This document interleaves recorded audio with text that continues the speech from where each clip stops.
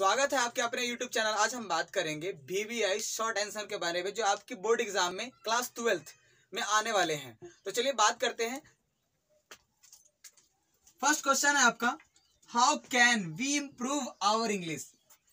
कैसे हम अपने इंग्लिश को इम्प्रूव कर सकते हैं, सुधार सकते हैं। ये क्वेश्चन आपके बोर्ड एग्जाम में 100% आएगा इस बार। तो चलिए थोड़ा सा भी टाइम वेस्ट नहीं करेंगे और इसको अच्छे तरीके से आप लिख लेंगे और याद कर लेंगे। ये आपके एग्जाम में आएगा ही, चाहे आप साइंस स्ट्रीम को हो या कॉमर्स स्ट्रीम को हो या आर्ट्स स्ट्रीम को हो। तो चलिए बात करते हैं।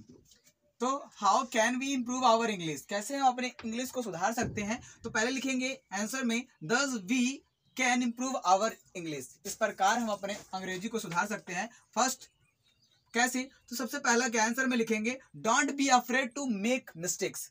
सबसे पहले ये बात सही है, अगर आप अंग्रेजी बोलना चाहते हैं या अपने अंग्रेजी को आप सुधारना चाहते हैं तो कुछ करने की जरूरत नहीं है। देखिए हमने लिखा भी बहुत सिंपल शब्दों में है, सिंपल वर्ड्स लिखे हैं मैंने,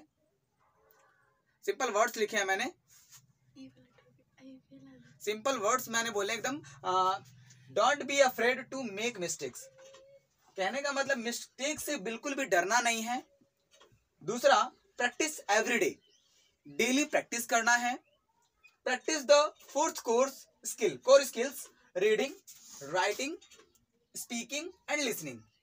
देखिए आपको अंग्रेजी सुधारने के लिए, इंग्लिश सुधारने के लिए 4 कोर स्किल्स को काफी ज्यादा आपको यूज करना पड़ेगा। फर्स्ट ऑफ ऑल रीडिंग, पढ़ना पड़ेगा, राइटिंग, लिखना पड़ेगा, स्पीकिंग, सुनना पड़ेगा एंड लिसनिंग, स्पीकिंग बोलना पड़ेगा एंड लिसनिंग सुनना पड़ेगा। ठीक है ना, इस तरीके से आप अपने अंग्रेजी को सुधार सकते हैं। चौथा पॉइंट है, do a lesson at least once a day, कम से कम दिन में एक बार एक लेसन को तो जरूर क्लियर करें। डोंट मेक एक्सक्यूज, बहाने बनाना बंद कर दीजिए, तभी आप अंग्रेजी को सुधार सकते हैं। तो मैंने कुछ ज्यादा आपको ना लाइनें लिखी क्योंकि 2 मार्क्स में आपके एग्जाम में आने वाले हैं और ये VBI क्वेश्चन है। मैं अब काफी ज्यादा बोल रहा हूँ, VBI क्वेश्चन है, इसको आप अच्छे तरीके से रट लीजिए, रटना है रट लीजिए, स्क्रीनशॉट लेना है स्क्रीनशॉट ले लीजिए, जो करना है कर लीजिए, लेकिन ये एग्जाम में क्वेश्चन आपके आएगा ही आएगा। अगला क्वेश्चन है जो आपके एग्जाम में आ सकता है, right names of 2 Indian English writers. किसी भी 2 इंग्लिश राइटर के नाम लिखने हैं जो कि भारत के हो। तो मैंने 2 नहीं, यहाँ पे 4 लिखे हैं ताकि आपको कोई भी अगर याद हो तो आप लिख सकते हैं। RK Narayan, Malak Raj Anand, Anita Desai, Rabindranath Tagore.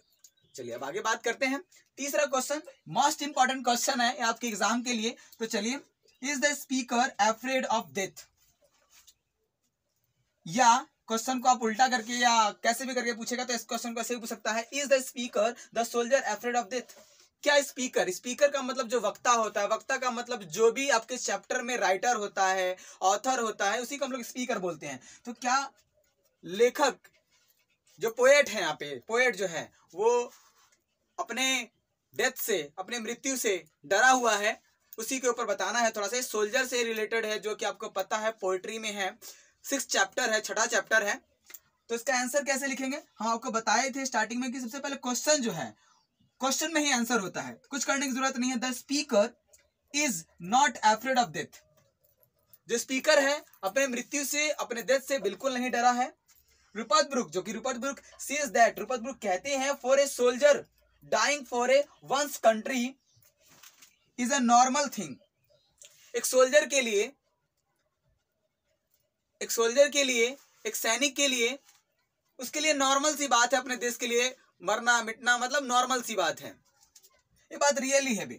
He is quite willing to sacrifices his life for the motherland. अपनी मातृभूमि के लिए अपने जान को निछावर कर देना उन लोगों के लिए एकदम नॉर्मल सी बात है। और उन लोगों के लिए नहीं, हम लोग अगर यहाँ कुछ कर रहे हैं अपने लाइफ में, अगर अच्छे तरीके से अपने लाइफ को सरवाइव कर पा रहे हैं तो उन्हीं की वजह से कर पा रहे हैं। कोई भी सोल्जर, आप इंडिया का हो या इंग्लैंड का हो या फ्रांस का हो, सभी कंट्रीज की अलग अलग हैं, लेकिन हम अगर यहाँ पे खड़े हैं तो अपने सोल्जर्स की वजह से खड़े हैं। इसलिए जय हिंद। आज के लिए इतना ही, बाकी बात करते हैं अगले वीडियो में।